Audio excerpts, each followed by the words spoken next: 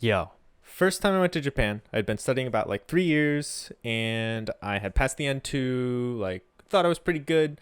Didn't feel too worried. But I got there. I went to the Conbini, and I had no idea what they were trying to tell me. So I actually went with my friend Caleb, and he taught me a lot about being natural in those situations, including body language, which is huge and something you don't really always think about, especially because the body language could be so different from where I'm from, America, and versus Japan. So if you are worried about being awkward or like not catching the Japanese that someone's trying to tell you in like a normal everyday kind of interaction, this video is for you.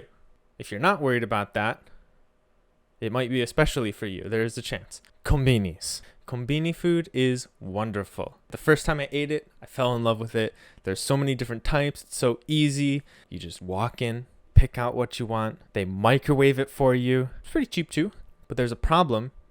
It's kind of full of junk. So as you keep eating it, the more your body will hate you. So I have a recommendation is go to the supermarket instead. Maybe surprisingly, maybe not surprisingly, it's cheaper. That said, they don't always microwave it for you. So you might need to buy some like sushi or something cold that you can just have. But really the big point is supermarkets are cheaper.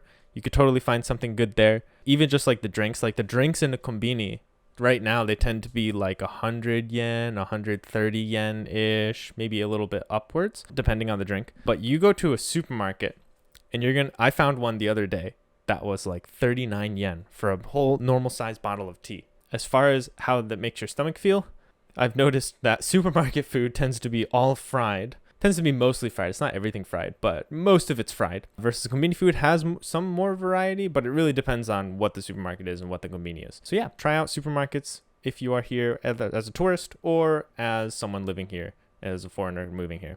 Both are great options. Cash. Oh my God, cash. Japan loves cash. You need to have at least 10,000 yen on you, which is the equivalent of what, with the exchange rate now, probably like 80 US dollars or something, just sitting in your wallet, because there's going to be a place that doesn't take cash, and it's going to be a really awkward experience, especially if you can't express to them that, oh no, you don't have cash. Then you need to run to an ATM and get it.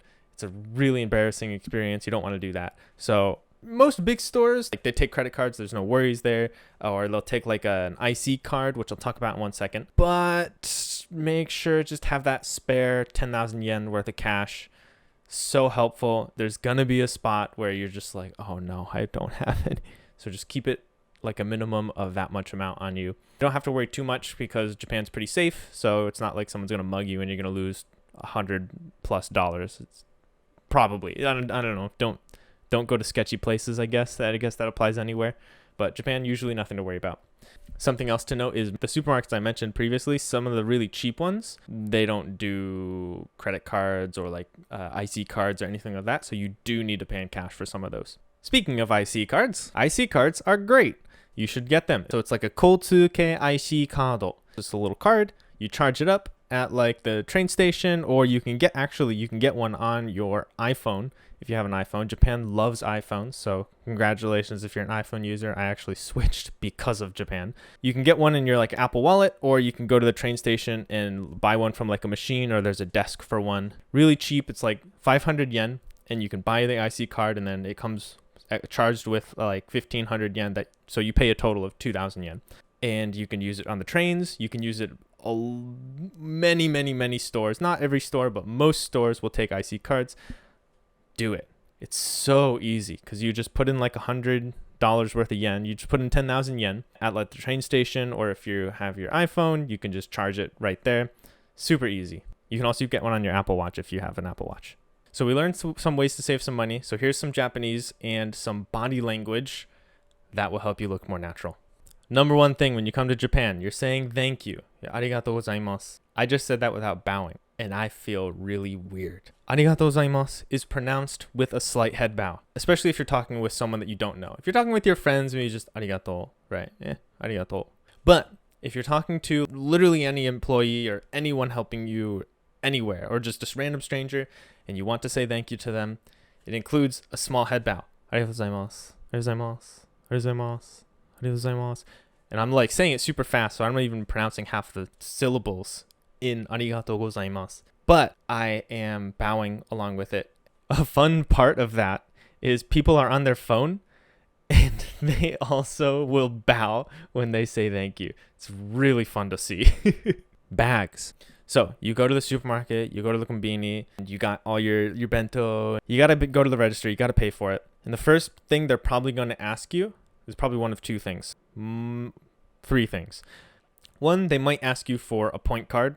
So if you have a point card or not, you can just say daijoubu desu if you don't have one. Two, if you're in a mall, I don't think they've asked me at a supermarket before, but some shops at the mall will ask me if I have a parking ticket. So if I drove here, 駐車場券ありますか? They might ask you. I think that's what they ask. I don't know. I don't remember. I haven't been in a while.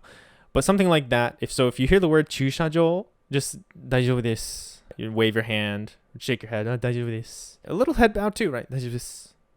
So you can say that to kind of get through that interaction. And then the third thing that they're going to ask you will probably be, do you need a bag? So 袋いりますか?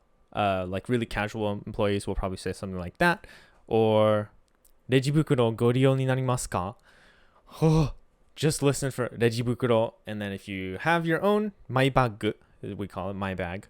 If you have your own, you can get one from like a 100 yen shop, like a 100 yen shop. If you have your own, just 大丈夫です. Or if you need one, お願いします is what I tend to say. It depends on what they ask you. But if you say お願いします, they're going to understand at least that you need a bag. So that's what I would, if I didn't catch what they said and I still heard at least レジ袋, then I would say お願いします for that. Another way they might ask you is レジ袋どうされますか? Which is, do you want a bag? What do you want to do about a bag? So if you said お願いします there, they'll understand that you want a bag, but it's probably not the most natural thing.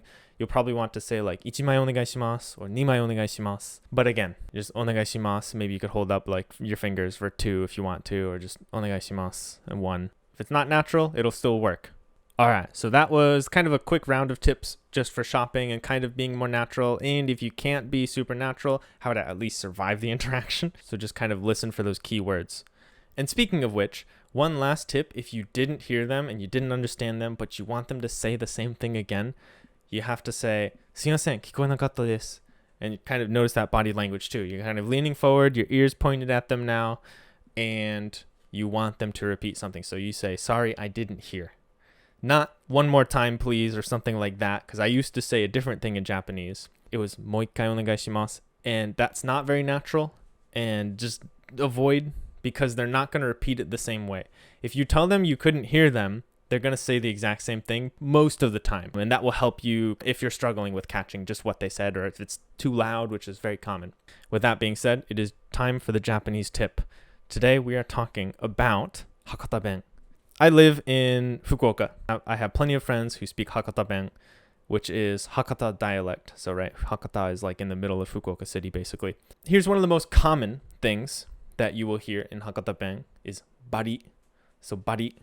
And that means mecha. So, mecha is like very or extremely or super, just kind of something, kind of a little bit more young person slang, but still very common. Bari is just the same word, but in Hakata dialect. One place you might hear this in is if you're like walking down the street, or maybe you're just listening and some people are walking by and there's like a really delicious motsunabe restaurant there. So you might hear someone or your friend point to it and say, そこのmotsunabe bari umai yo. And that is そこのmotsunabe meccha umai. So someone who's not from Hakata or doesn't speak Hakata dialect, like my other friend who's from Itoshima, they don't say bari, generally speaking, over there. But in Hakata, they do, even though they're super close to each other. They'll understand. Like anyone in Fukuoka is going to understand bari, but they might not say it themselves. But yeah, just a fun little thing. All right, so that is a quick video. Hopefully it helps you not be awkward or helps you get through some struggles that I faced when I came to Japan. Yeah, if you have any questions or anything you want to add, if you found something that was really helpful for when you came to Japan, please put it in the comments or like check out the Discord community. And if you want to learn more Japanese, check out Native Shark. It's a learning platform that will help you speak a lot more natural Japanese instead of kind of really like the textbook, and you're going to sound a little awkward sometimes or just not natural generally. So give it a shot. There's a link in the description that gets you extra time on your free trial, and it helps support my channel. So thank you very much. And if you start and really enjoy it, let me know in the comments. Or if you start and have some questions about it, also please let me know. I can help you out with it. Thank you everyone for watching. I will see you in the next one. Jane!